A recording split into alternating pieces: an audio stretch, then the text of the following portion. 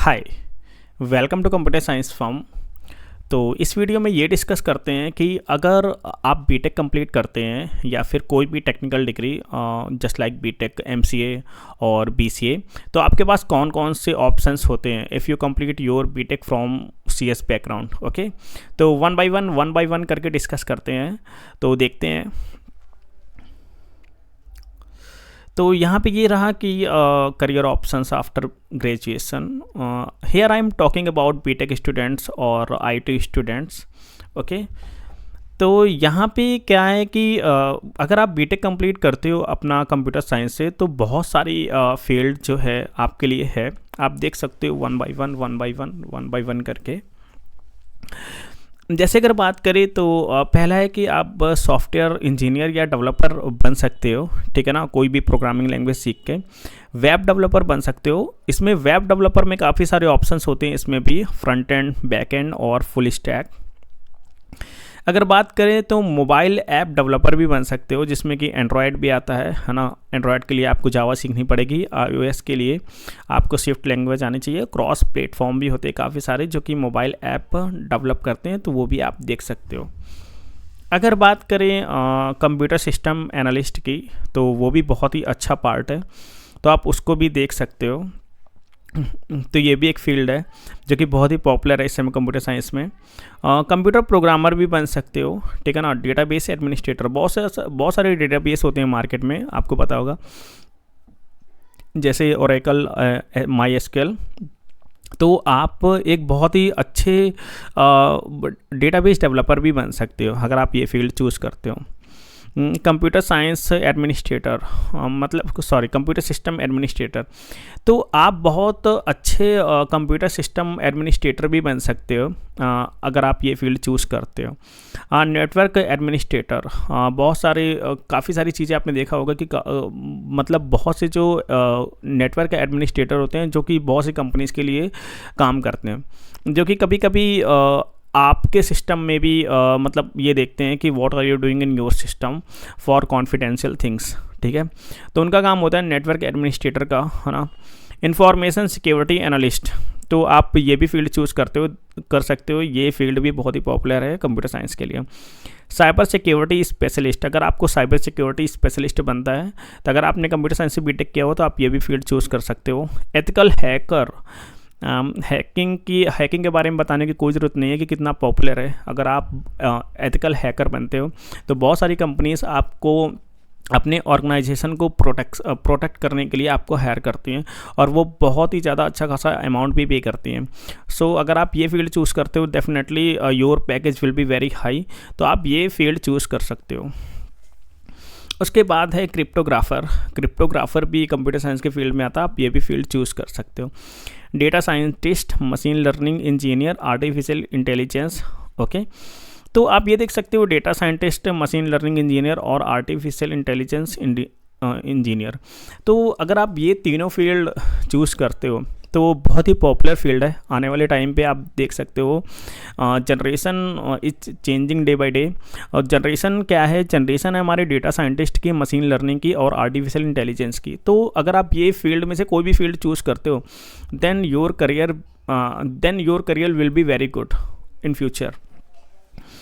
उसके बाद है हमारा नेचुरल लैंग्वेज प्रोसेसिंग इंजीनियर, तो आप ये भी फील्ड देख सकते हो। और इसके बाद अगर बात करें रोबोटिक्स के इंजीनियर की, तो आप देख सकते हो कि बहुत सारी कंपनीज होती हैं जो कि रोबोट बनाती हैं, और अगर आप रोबोट की फील्ड में जाना चाहते हो, then you can choose this particular field. आप बहुत अच्छे खासे गेम डेवलपर भी बन सकते हो। उसके बाद वर्चुअल रियलिटी डेवलपर, आप वर्चुअल रियलिटी डेवलपर भी बन सकते हो अगर आपने कंप्यूटर साइंस से बीटेक किया हुआ है। रिसर्च एनालिस्ट भी बन सकते हो, कंप्यूटर साइंस रिसर्चर भी बन सकते हो, ठीक है। और आपका ये है कि बायो इन्फॉर्मेशन, तो आप ये भी देख सकते हो फील्ड, ये भी बहुत ही अच्छी फील्ड है। और आपने देखा होगा कि बहुत से जो कंप्यूटर साइंस के जो स्टूडेंट होते हैं, और एक ये इस टाइप की जॉब आपने कम देखी हो कि फ़ॉरेन में ज़्यादा इसकी डिमांड है, कंप्यूटेशनल बायोलॉजिस्ट। तो इसकी भी डिमांड है, लेकिन आपको इंडिया में कम देखने को मिलेगी, फ़ॉरेन में ज़्यादा देखने को मिलेगी। तो you can also choose this particular field. उसके बाद है हमारा ऑगमेंटेड रियलिटी डेवलपर। तो उसके लिए उसके बाद हम ये भी फील्ड चूज़ कर सकते हैं। कंप्यूटर हार्डवेयर इंजीनियर भी बन सकते हो, मतलब हार्डवेयर की फील्ड में भी जा सकते हैं। कंप्यूटर नेटवर्क आर्किटेक्ट भी बन सकते हैं, ठीक है ना।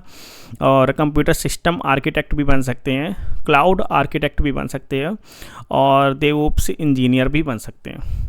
कभी कभी होता है क्या है कि साइट की जो रिलायबिलिटी होती है उसको बहुत सारे इंजीनियर चेक करते हैं कि रिलायबिलिटी क्या है साइट की।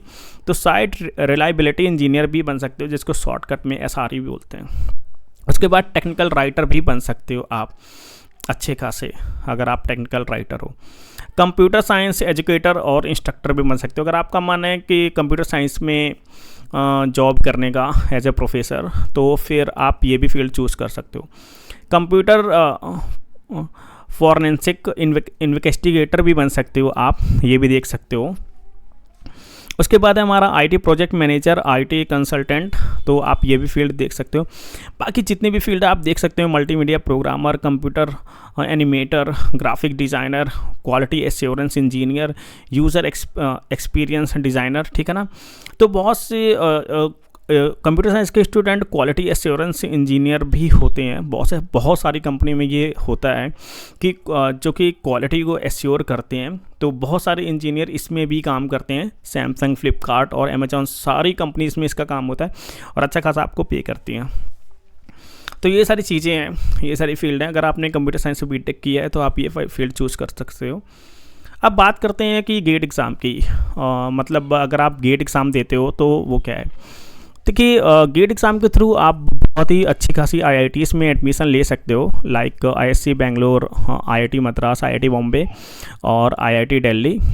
तो आप ये देख सकते हो कि अगर आप BTech करके गेट की प्रिपरेशन करते हो तो आप ये देख सकते हो कि बहुत ही ज़्यादा, मतलब कि आपको अच्छे से प्रिपेयर करने का मौका मिलता है, तो आप इन कॉलेज में एडमिशन ले सकते हो। इसके बाद ये है कि अगर आप PSU गेट की प्रिपरेशन करते हो तो PSU की जॉब भी आप, बहुत सारे PSUs हैं जो कि आप जानते होंगे, तो उसमें भी आप इंटरव्यू दे के सेलेक्ट हो सकते हो, जिनकी मंथली सैलरी 60,000 से लेके 1,20,000 तक होती है। और आपको बताने की ज़रूरत नहीं है कि क्या क्या बेनिफिट्स होते हैं गवर्नमेंट जॉब के अगर आप PSU में सेलेक्ट होते हो और क्या क्या नहीं, ठीक है ना। बहुत सारे बेनिफिट्स होते हैं, जिसमें कि एक मेन बेनिफिट है हमारा मेडिकल का, तो आप उसको भी देख सकते हो। और आपका ये है कि जैसे सपोज मान लो अगर आप गेट की प्रिपरेशन करते हो तो आप MTech या फिर MS या फिर PhD को, बहुत सारे कभी कभी होता क्या है कि PhD के लिए बहुत ही ज़्यादा ज़रूरी होता है कि हमारा किस तरीके से कैसे, मतलब हम एडमिशन लें PhD में, तो उसके लिए भी गेट का एग्ज़ाम बहुत ही ज़रूरी है। और बात करते हैं फोर्थ की, तो बहुत सारी अपॉर्चुनिटीज़ होती है हमारी, मतलब फॉरेन में, कि हम किस तरीके से एडमिशन ले सकते हैं। जर्मनी में, सिंगापुर में, स्विट्ज़रलैंड में बहुत सारी फॉरेन की जो यूनिवर्सिटी होती है वो गेट एग्ज़ाम को वैलिड मानती हैं और उस पर एलिजिबल करती हैं आपको MS करने के लिए। हालांकि फ़ॉरेन में MS चलता है, नॉट MTech, तो आप वहाँ से MS भी कर सकते हो फ़ॉरेन से, if you qualify GATE exam with very good rank. बहुत सारे स्टूडेंट ये फील्ड चूज़ करते हैं BTech के बाद SSC CGL की, तो ये भी फील्ड बहुत ही अच्छी है। तो आप देख सकते हो कि किस तरीके से कैसे क्या फील्ड है ये। तो मोस्ट पॉपुलर पोस्ट हैं अगर आप SSC CGL की प्रिपरेशन करते हो, जो कि है हमारी income tax inspector, excise inspector या फिर GST इंस्पेक्टर भी बोलते हैं, असिस्टेंट सेक्शन ऑफिसर ASO, और असिस्टेंट इन्फोर्समेंट ऑफिसर और सब इंस्पेक्टर। ओके, तो अगर आप SSC CGL की प्रिपरेशन करते हो और ग्रुप B का एग्ज़ाम देते हो, तब आप ये जो पॉपुलर फील्ड है, पोस्ट हैं, आप इन पोस्ट में से कोई भी पोस्ट पा सकते हो, जो कि बहुत ही अच्छी रहेगी। बाद में डिस्कस करते हैं कि बेनिफिट्स क्या हैं इनके पोस्ट के और क्या सैलरी है।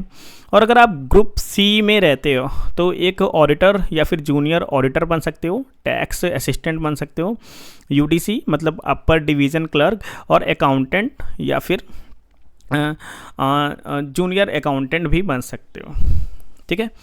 उसके बाद सैलरी रेंज की अगर बात करें तो इन हैंड सैलरी आपकी 55,000 से लेकर 70,000 तक होती है, और CBI इंस्पेक्टर की सैलरी 55,000 से 75,000 तक। अगर आप ऑडिटर या फिर टैक्स असिस्टेंट होते हैं तो 48,000 से लेके 55,000 तक होती है।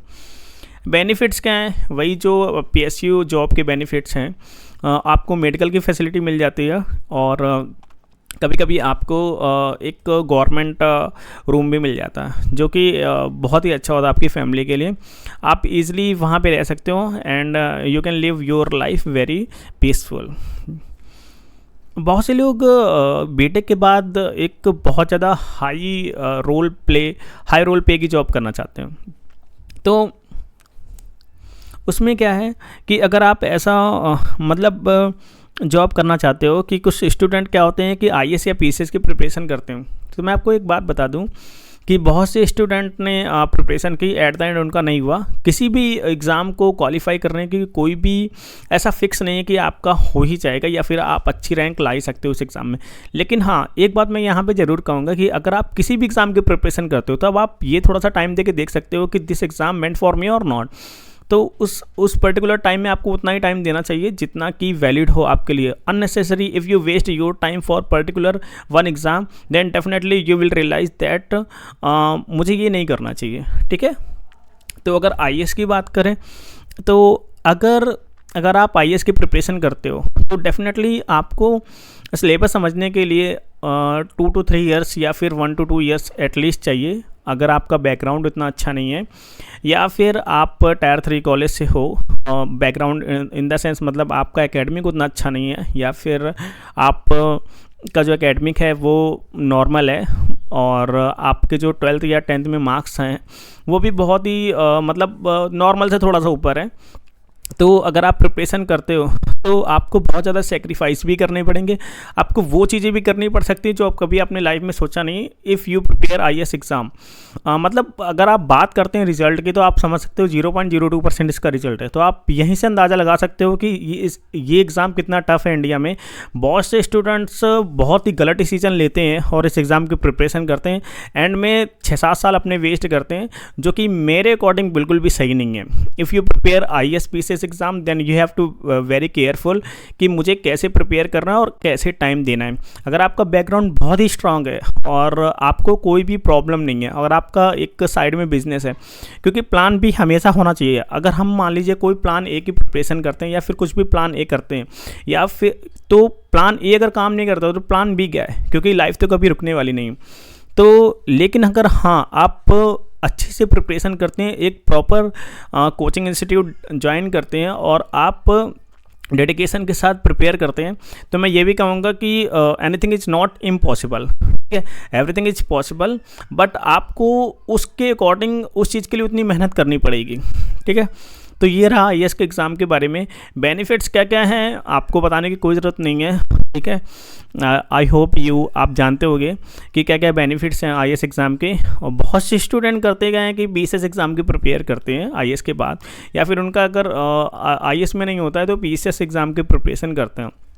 तो बहुत सारे बीटेक स्टूडेंट को मैंने देखा कि जब उनका IAS में 2-3-4 साल नहीं होता तो PCS का एग्ज़ाम देते हैं। तो PCS is not very bad job in India. ये कहूँगा कि IAS के बाद अगर कोई जॉब अच्छी है तो PCS है, तो आप उसकी भी प्रिपरेशन कर सकते हो, उसका भी एग्ज़ाम दे सकते हो। इसके भी बहुत सारे बेनिफिट्स हैं इस जॉब के, बहुत सारी फैसिलिटी देती है गवर्नमेंट, तो आप इस एग्ज़ाम को भी प्रिपेयर कर सकते हो। Okay, so these are the field.